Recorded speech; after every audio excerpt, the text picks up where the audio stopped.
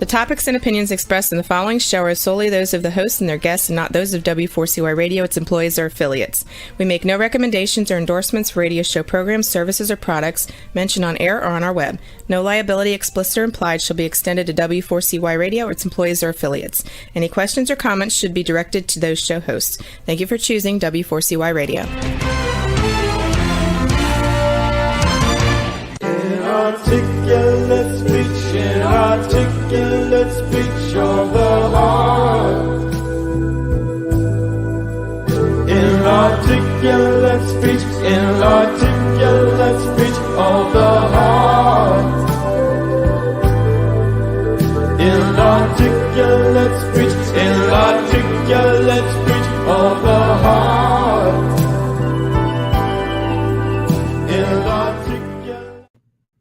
Hello, and welcome to It's Your Voice, the show that hosts enriching conversations in diversity. My name is Bahia Yaxan.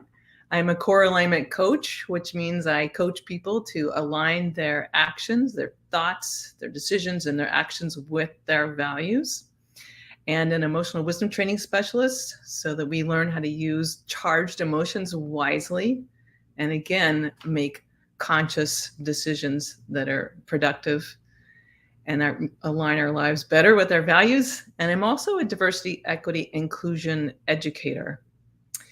And I have programs, if you're interested in learning a very embracing method that will stick with you to learn how to recognize microaggressions or step out of biases or patterns we've learned over time. We can unlearn them with support and reinforcement. I have a website. The name will be changed, but I'll mention it now. Know What You Want Coaching.wordpress.com. And if you want to just reach me on Instagram, you can find me at It's Your Voice Show. And that's a good way to contact me.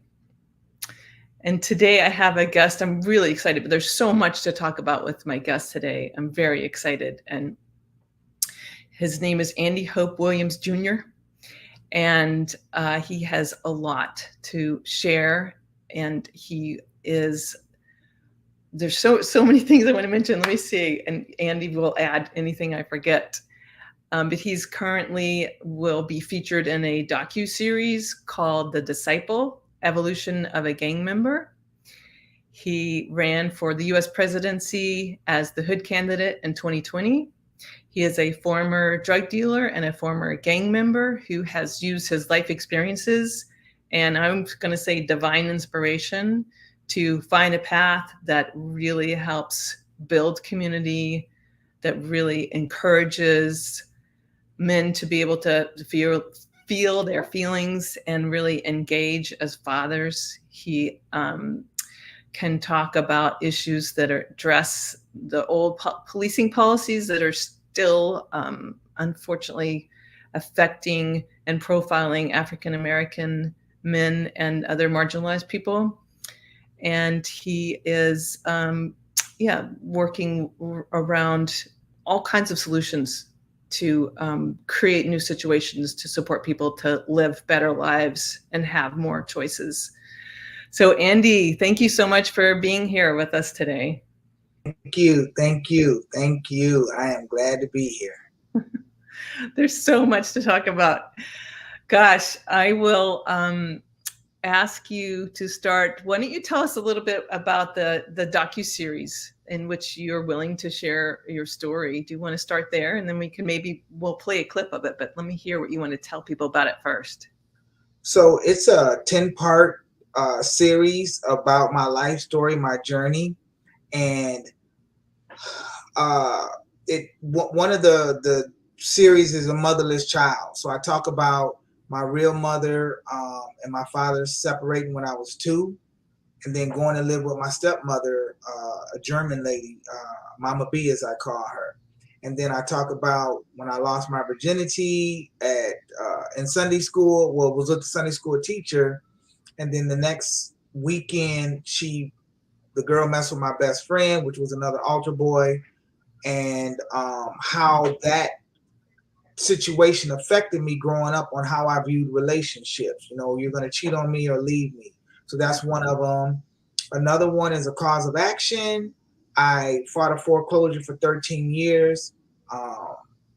Just understood about securitization and how the banks and all that was all so calculated to take our property, our real estate. You know, it says real estate, but that's our real estate of us as people. And then one of them, which we're currently doing right now, is the disciple evolution of a gang member. And it's a spiritual aspect behind that, because formerly I was labeled as a gangster disciple, which is a gang, but then I just dropped the gangster away, went back to the disciple, and realized that all of this stemmed from tribes. So it was the 12 tribes of Israel. As we go on this journey, now we're the descendants. We're trying to discover who he is and the creator, Yah, nature's God, whoever you want to call him, is trying to get the people back together to get into that relationship. And I share how I discovered that from this book, Growth and Development, when I was in the street gang, whatever it's called, how it opened up my eyes and got me being conscious. So I talk about that. I have 3 daughters, so there's another episode, Daddy's, girls, how it is me growing up with these 3 daughters and how I, raised them. I was very active. I still am. I mean, my youngest is 23 and have one 25 and one 28. We talk every single day, and the split up with their mother and how that affected, my relationship and just them sharing that story. So I give this whole 10 docu-series that's taking you through the life of Andy Williams. Then it's a series about me running for president and what that call looked like and why I did it, why I felt so divinely inspired to take that initiative.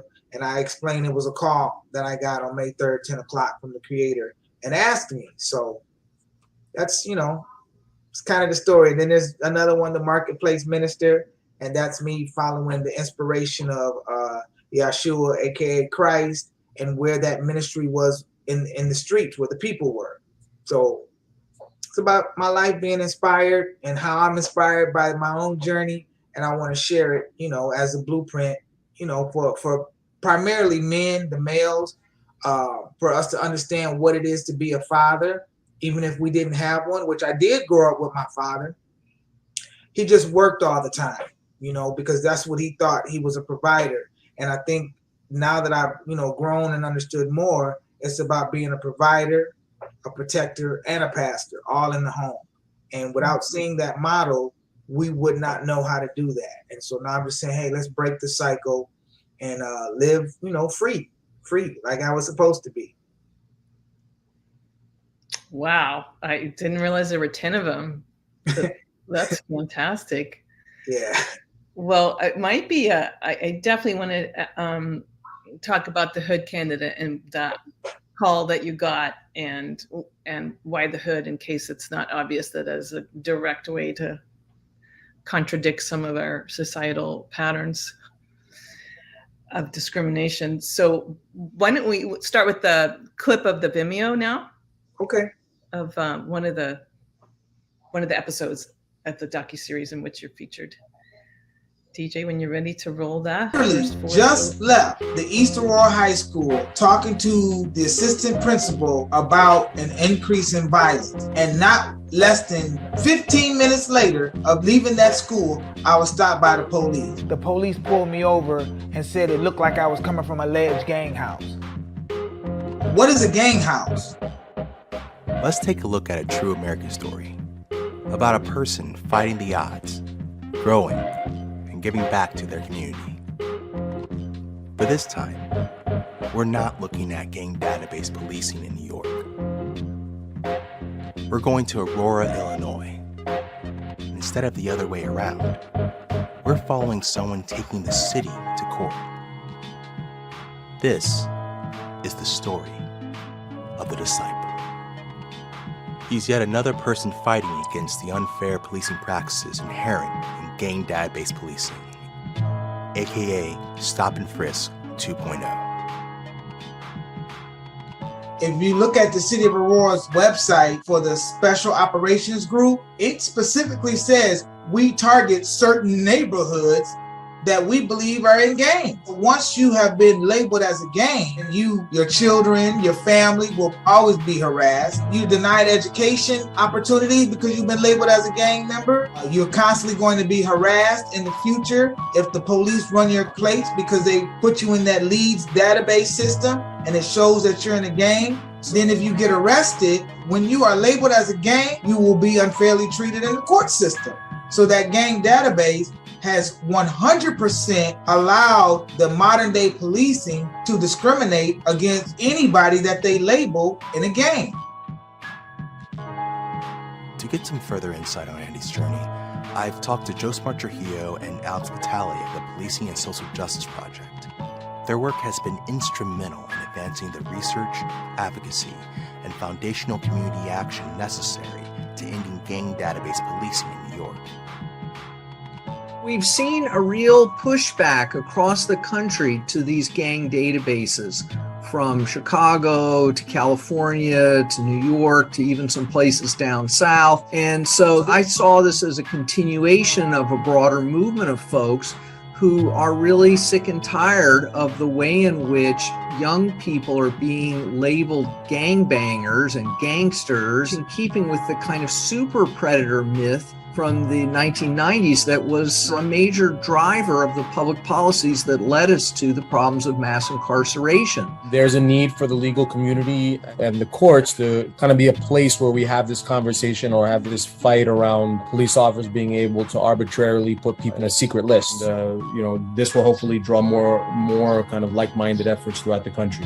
If they rule in our favor, then we're going to overturn and throw some real stuff around, because now we have precedent, a ruling, which we already have it from Arizona. Another Supreme Court case out of Arizona that says the gang enhancement is unconstitutional.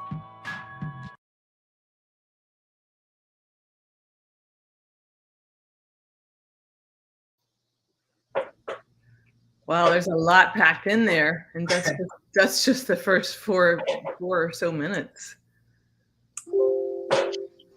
Well, what's surfacing in you right now is the most pertinent thing you want to add to right now? Well, I think when there's a stigma around the word gangs, and if we really were to understand the definition of a gang, it's two or three people together. And so what society has done has criminalized a status. So if I can label you as a gang member, which is nothing but a status, no difference than a drug user or a drug addict, you can't arrest them for being a drug user or a drug addict because that's not a crime to be an addict. Mm-hmm. And so that's, it's kind of like an evolution from, slavery. And when I say slavery, I'm not just talking about people of color. I'm talking about a classism, because it's always been a divide of the have and the have-nots, because the haves profit off of the have-nots. So we can discriminatory bring forth legislation and laws that keep we the people oppressed. And when, from my spiritual background as a marketplace minister, all this falls up under Exodus 5, let my people go, and it's not the gang databases. I'm saying these are people, these are neighbors, these are children that grew up, that's been labeled with a stigma, and they've never had an opportunity to even breathe, because we're saying, well, your parents were one, you were one, and it just goes on and on. But when you look at the budgets for the police departments in these certain areas, there's no money being, targeted towards social services or redemption or hope or vocational training, or even, I say mental health, but I'm really more looking for a healing aspect, because we need generational healing from the oppressed as well as the oppressor. And so me coming with this gang database is saying, look at me, I was labeled as a gang member, And in my mind, because that label is what I was told, I thought I really was. But in actuality, I was just growing, evolving based on the circumstances in my community. And if my father would have been personal friends with the police officer, the judge, the prosecutor, there's areas that I would have not, had to experience, because it would have just been, hey, that's Andy's son. Oh yeah, I know him. You know what? Listen, when he comes in here, I talk to him. And so that's kind of the difference when I say about the have and the have-nots of the classism. Yeah. It's not only the money, but it's the relationships. And I think what I'm saying is, if you're part of what's been labeled as a gang member, if I can share with individuals, this all stems from the 12 tribes of Israel, Ishmael, Jacob, historical facts that's written, that mostly every individual labeled in the gang believes in God. I mean, I was praying all the time, please don't let me get caught. Please don't let me get shot. I don't want to go to jail. And that's my prayer. That's the reality of it. And so now we have to come back and embrace this from a holistic approach, though. So it's not like me trying to take the city down. I'm just saying, listen, in love, what you're doing is wrong. And I'm hoping we would see that. I'm not wanting to be the litigator like I was maybe 2-3 months ago, because I hear God saying, you know what, forgive them, for they know not what they do. The same way I want forgiveness, I want to give somebody else, the same forgiveness and grace that I was given, but there still needs to be an accountability. And so I say all that, that's what goes on into me saying, you know what, we need to erase these gang databases. We have people locked up based on a status. And that's I would say it's unconstitutional, but more than that, it's inhumane. It's just unjust.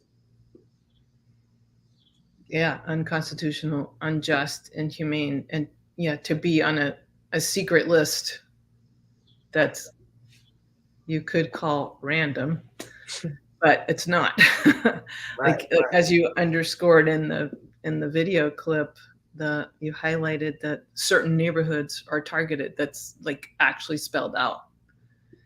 And it's just great to raise awareness about this. I mean, sometimes you have to file a suit to get attention and to bring attention to this. Right. So, and that is still in process, right? Yes, it is. Yeah. And one thing that in the video I was talking about, when they target certain neighborhoods, that directly stems from slave patrols and slave catchers.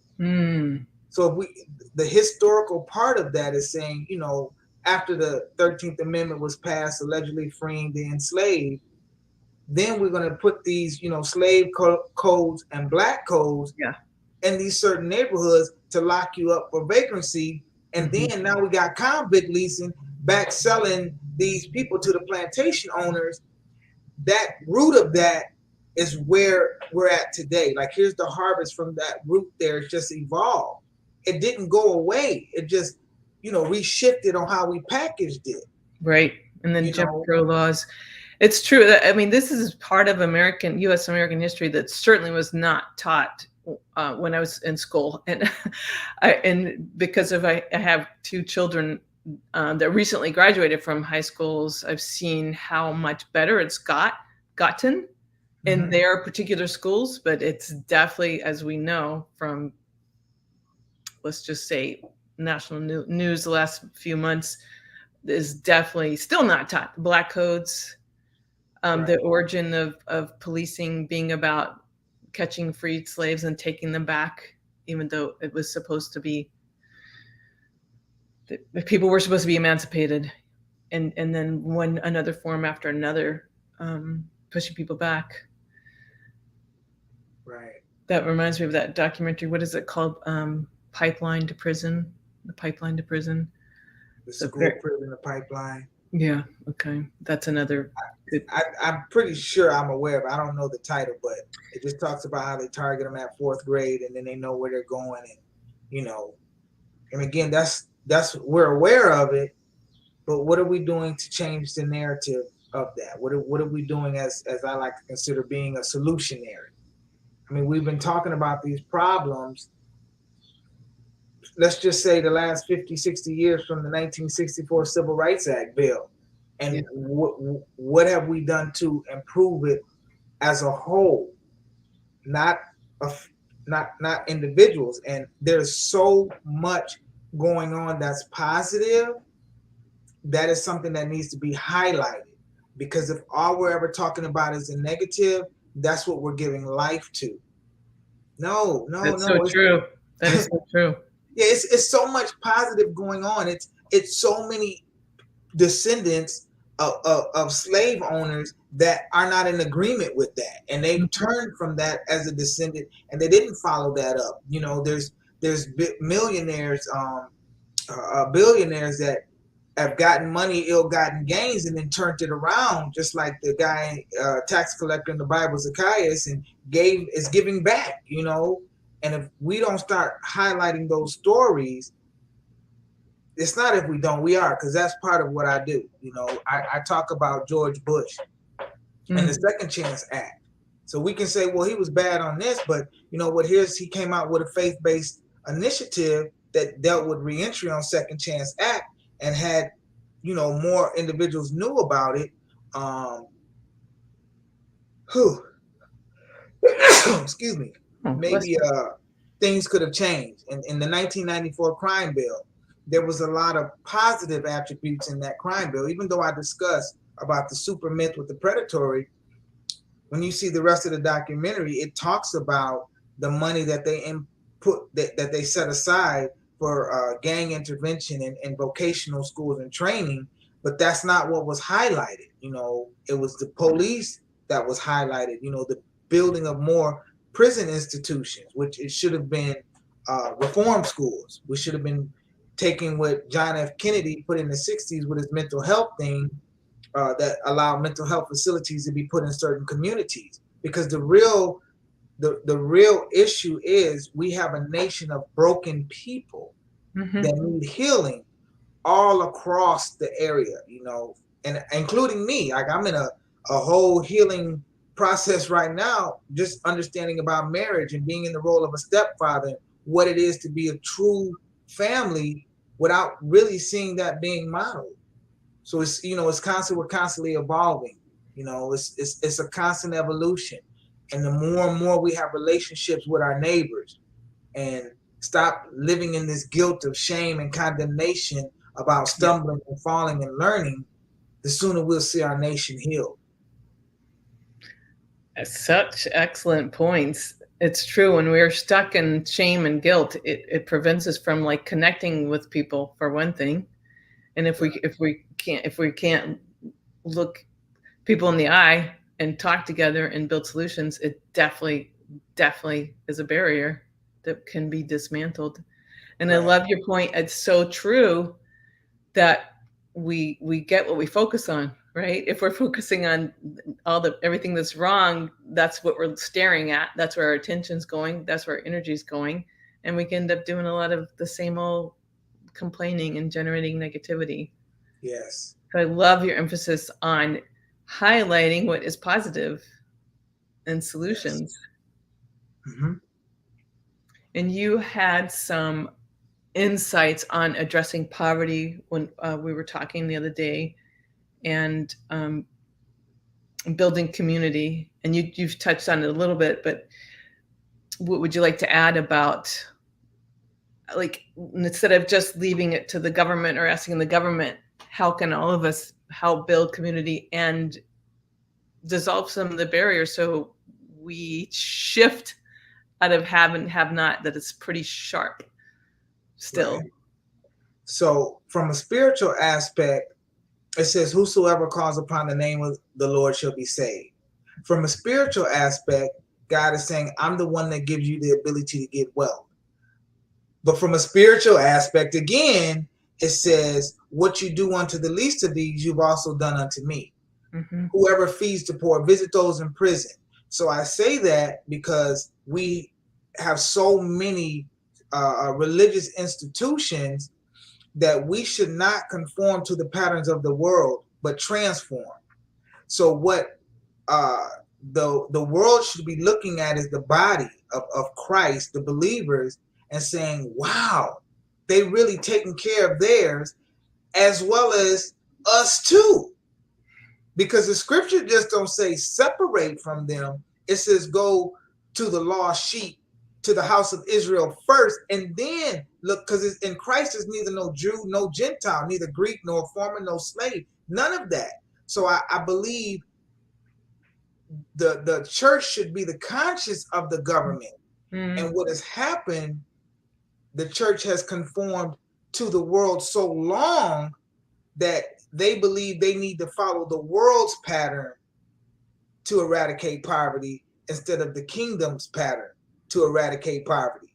Because in Acts chapter 2, they came into the house and everybody gave us, so everybody had no need.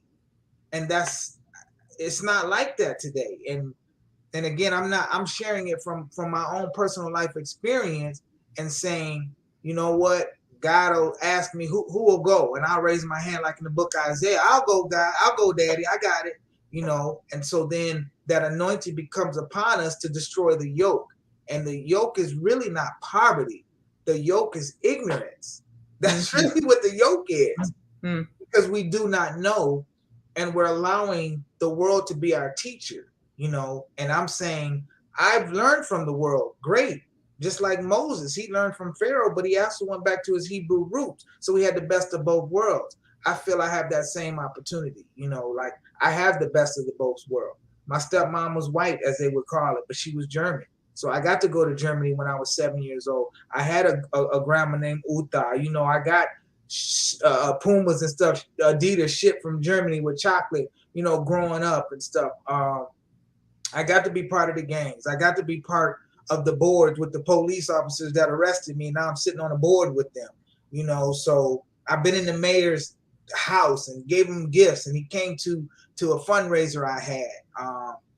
I've really lived that. I've been friends. I'm friends with people that used to be my enemies, so I'm watching this thing work, and I'm saying our generation is the Joshua generation, but we still have Moses here too that can mentor us and guide us. And now we can have this nation that represents this kingdom on earth if we start moving towards that, if we start living to it. And we are. It's happening. But we're so used to being in the darker side, we have not really walked into the light, because when we see the light, it blinds us. And then we go straight back into the darkness because we don't want to adjust. Because the biggest thing I feel like with me is when I came into the light and it blinded me, I kept going even though I couldn't see. I had to trust, but I knew I didn't want to go back to darkness. That's what I knew. I didn't want to go back into that realm, because that dude had to die. I had to become a new creature. And so when I talk about eradicating poverty, it's through an educational system about knowing who we are and then taking care of it, building the trades again, empowerment centers where you can come to, again, let's say if it was a institution, a church, a school, whatever, to learn about you, to learn about your gifts, to learn about your talents, and how to become a farm on your own land, how to become an inventor, innovative ideas. And all this gifts are in all of us. Every individual was created for a purpose, and nobody can tell you that purpose. You have to discover it. It's something that you have to discover, because that's the journey. And it's okay to want to do something and then it doesn't work out, because you learn.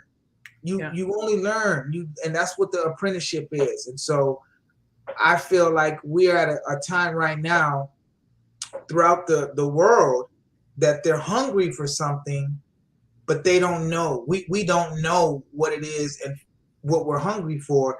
And for me, I'm hungry for the word, because that's my daily bread and it keeps me fed. And when I don't eat it and I go astray, because I have been on my own, sabbatical is not the right word. I've been like a sheep and went astray, and how I instantly turned it back around and got planted again. I'm like, I can't do that again. I can't live off the remnants. I can't live off the fumes. I'm like that deer, that panther. I want all of it now. I want everything that the Spirit has for me to embrace, to be an ambassador on earth. Like, that's it. So. Wow. I love the term empowerment centers, and the way I'm relating to, like, clearly you have the word for which you is Christianity, and I'm thinking of others who have maybe a different religious or spiritual background, but it's the same idea as like being in touch with your values, regardless of whether you go to synagogue or mosque or you're secular, but you have ethical values and you really care, and you have like the internal inspiration and motivation and whatever is the word to you, just helping you um, remember what really matters and what's really important and finding your purpose. And I love the way you talk about, like, we can try one thing, it might not be the thing, but that's okay, we're learning, right? We're all students of life. Hopefully we're paying enough attention to learn. And again, I love this vision of empowerment centers. That just sounds so, and yeah, more vocational school options for more people would make everything better for every community. It would. It would. And it is. It's happening right now. So the solution to every problem already exists. And when I think about, the label of Christianity, I've really tapped in with the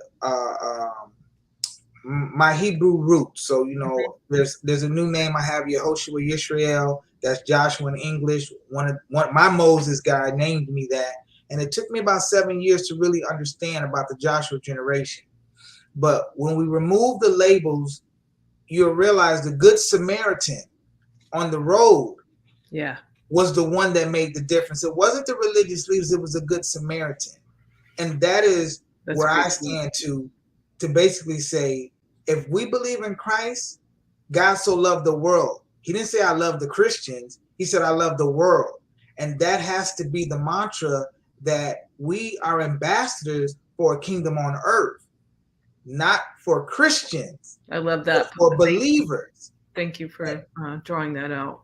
Yeah, because you will see, and I know from personal experience, there's individuals that believe they're atheists or agnostic or carry this label. And these jokers' families is beautiful because they just believe, what if there's no God? We still have morals and values, and I should treat you right just because that's the right thing to do. And how can I not say that's still not God in that? Mm-hmm.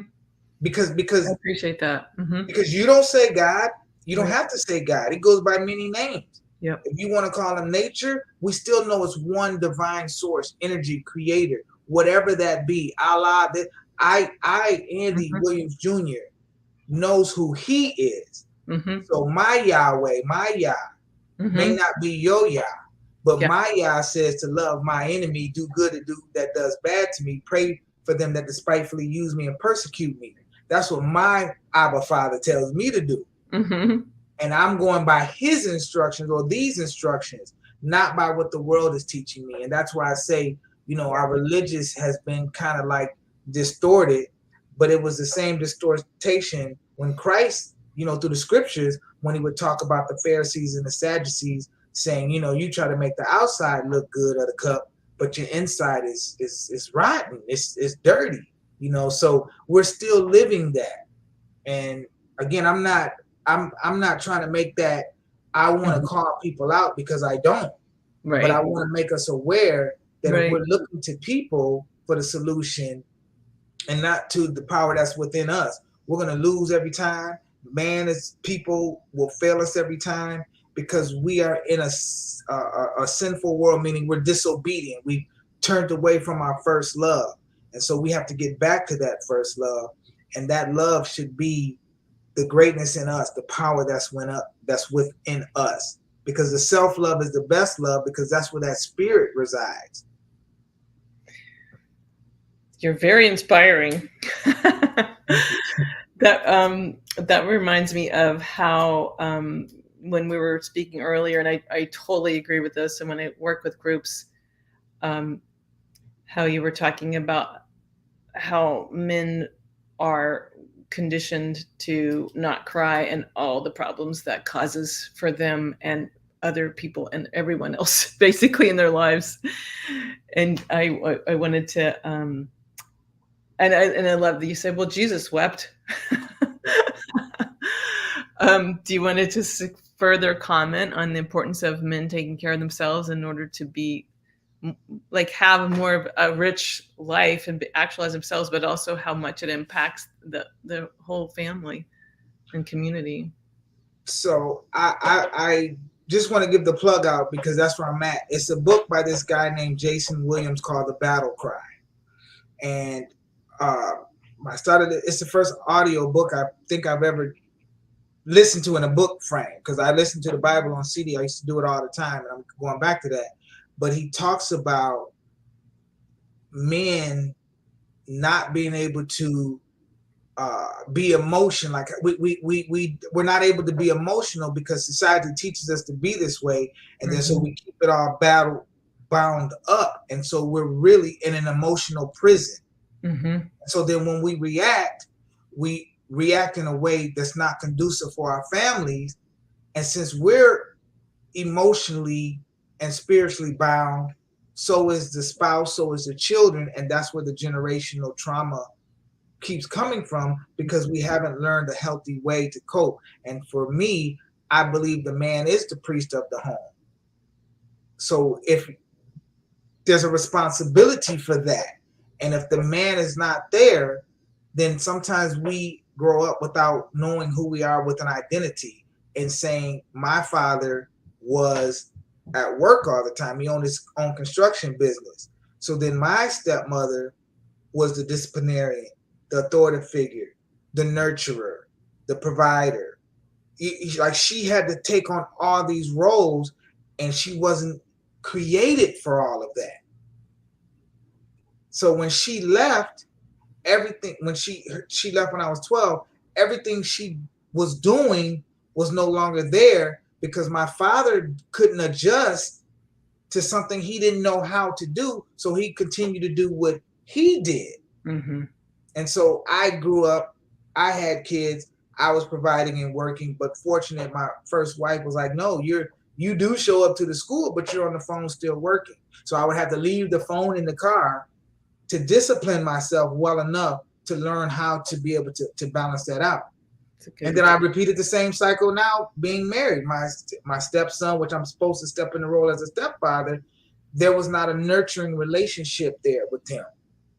I mean, he's 14. My youngest daughter is 23. Like, there was a gap. I mean, me and my wife been together for like 7 years, but without knowing how to nurture a young boy now, because I didn't have that, growing up, which is, again, it's not a negative thing. It's a learning thing.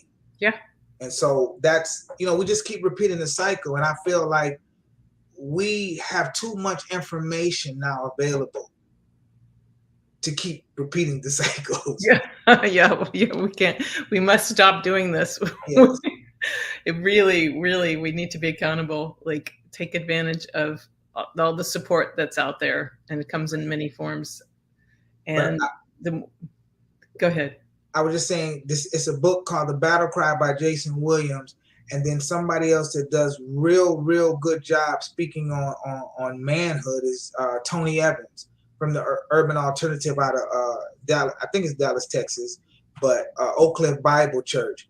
When it comes to a man of God that embodied the scriptures that he taught because he lived it, he is by far the most inspirational shepherd, pastor, man that I know that lives what he teaches. He lives it. It's his, he's like, in essence, a one-stop shop.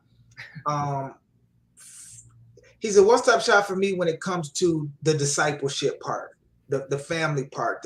Like he has that down pat.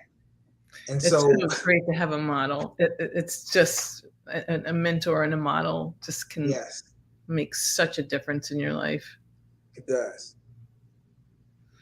I want to make sure we go back to I think it was 10 p.m., that moment where you heard a calling to run for the U.S. presidency, and why you chose the name, the Hood Candidate.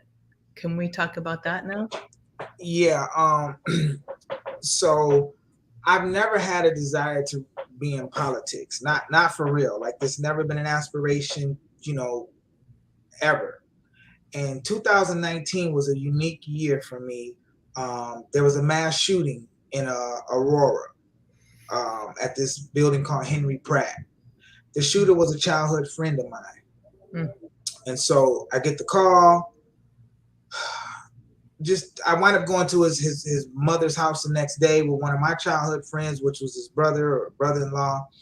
And I wind up doing a eulogy at the funeral because nobody was going to touch this. He shot 5 people, killed them.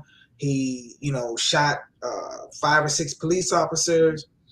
But there was a newspaper reporter lady. Everybody was saying 5 people got killed. And Denise Crosby, she said 6 people. And this happened in February. So from February, March, April, I wind up going back into the community. In fact, this happened, I think, on a Friday. That Tuesday, I had just quit my job. I was about to, I had saved up enough money. I'm about to get married, and I'm going to pursue these dreams that I had now. I'm good. And then when that situation happened, I went back to my home city, Aurora, got back involved in the community, super duper heavy. And then come around May, the bank account, I got a whistle. Like, yo, I'm like, what? We need a deposit. I'm like, oh my gosh, I had got distracted. So now my money is gone. But throughout this whole time, I was constantly every day listening to scriptures, sermons I would do a whole sermon-a-thon, like the whole Saturday, just boom, boom, bombarding myself, 5-6 hours, just filling myself up. And this particular week of May, I was listening to Tony Evans. It was a sermon about Noah was a righteous man. And I heard that sermon 3 times that week. And so when that Friday came, and I know the voice of God, I know my Father's voice. He said, son, did you consider running for president? I'm like, yeah, like, okay, like innocent as can be.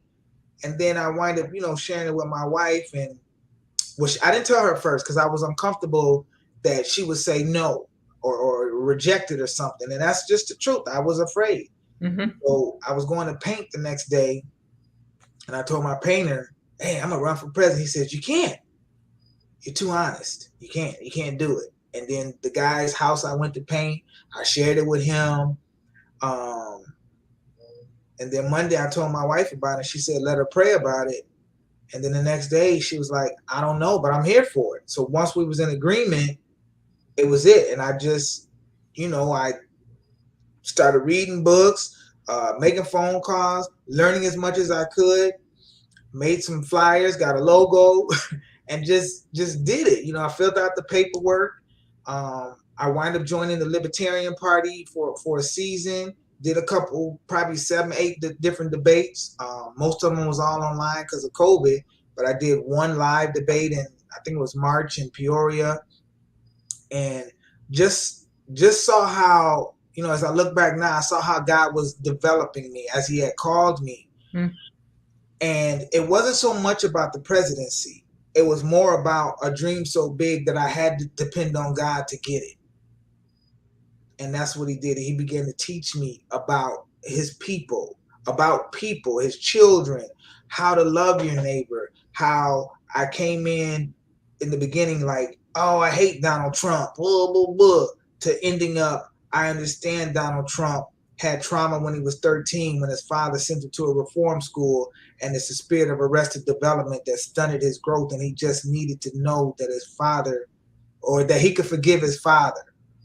And that I was learning all this stuff as God was sharing it with me on how not to be like the world, to not use politics as a platform to divide, to see a way to say, it's not about a Democrat or Republican, it's about we the people.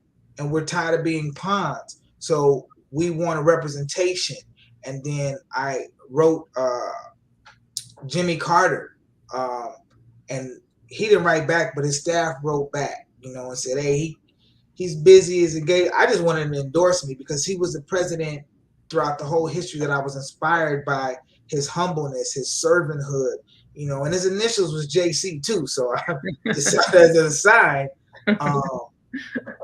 And I wrote a lot of people because I was, I didn't know, but I felt it was the right thing that I should do, and the seed was sown, So that call was, and I chose the hood candidate. So I was a human right candidate in one marketing I had, and that was mostly to the voters. But then the hood candidate, because I had a suit on with a hood, and it had a resemblance of the Trayvon Martin, but also being, professional, but then also about restoring the neighbor back to the hood. So that's kind of like where the hood candidate, all those three tied in, and saying, with all these different candidates, I truly have the resume that qualified me to bring the solutions. I know about gun violence. My friend did the shooting. I know about which we would advocate for gay rights because my younger brother was gay and believe he committed suicide. I know about opioid overdose because my younger brother committed an opioid overdose. I know about criminal prison. It's really not criminal justice because there's no justice, but I know about it because I am an ex-offender. I know about reducing violence. I know about what it takes to change an individual because I've been that individual. I know about quote unquote racism, which is really just ignorance because my stepmom is labeled what we would say in society as white. My wife is Puerto Rican. My little brother had kids with a Hispanic lady. So, I got this whole rainbow full of a family, So I really, really believed in the story that I had to share with the world that could really say, you know what, I could be in the White House and make it my father's house and open up the doors to the people to show love. That's it. And I said we would have the best 5 years of a peace treaty going on because I knew it would take at least 3 years for the people to believe we really could have peace. But I knew the last 5 years would work, and it was just about really the peace treaty. It was about peace, and you can't give peace to the world if you got a war going on inside of you. I knew about war, so that's it. I had it. Wow, that's fascinating. Really, I hope you will consider running again. Let us know. Although I see you found other ways. You definitely are. Quiet as kept. I already have the logo done. Quiet as kept. I have the logo. Wow. Well, we just have a couple minutes. Okay. Do you have any kind of a closing thought? I mean, that was incredible. And anything you want to add before we have to wrap up the show? If you want to talk to me, reach out to me, www.hoodcandidate.com. I'm on LinkedIn under my name, Andy Williams. My social media platforms are all Hood Candidate. But I'm the guy that's really sincere about how I want to live my life and be the change I want to see in the world. And we all have the same ability. It's not just me. We all have it. It's in each and every one. I'm no different than the next person. I promise you I'm not. I still go through stuff. I still argue with my wife. It ain't been 2 weeks though, but I'm getting better. And I know resources. I know what I've done that's worked for me, and I share it freely. Wow. Thank you so much. At Hood Candidate. Fantastic talking to you. Stay in touch. Yes, definitely. Again, and I also want to thank our listeners and viewers, and I love to thank our engineer DJ and our producer Dean Piper. And we're going to follow up next week. We'll have a guest, Donna Beagle, who's an expert in poverty and what to do about it. And I'm excited to have a nice follow-up to your conversation. So thank you, everyone. Be sure to tune in next Wednesday at 8 p.m. Eastern Time at Talk4TV or W4CY.com. And may we all have enriching conversations in diversity this week. Yes. Thank you. Inarticulate speech of the heart.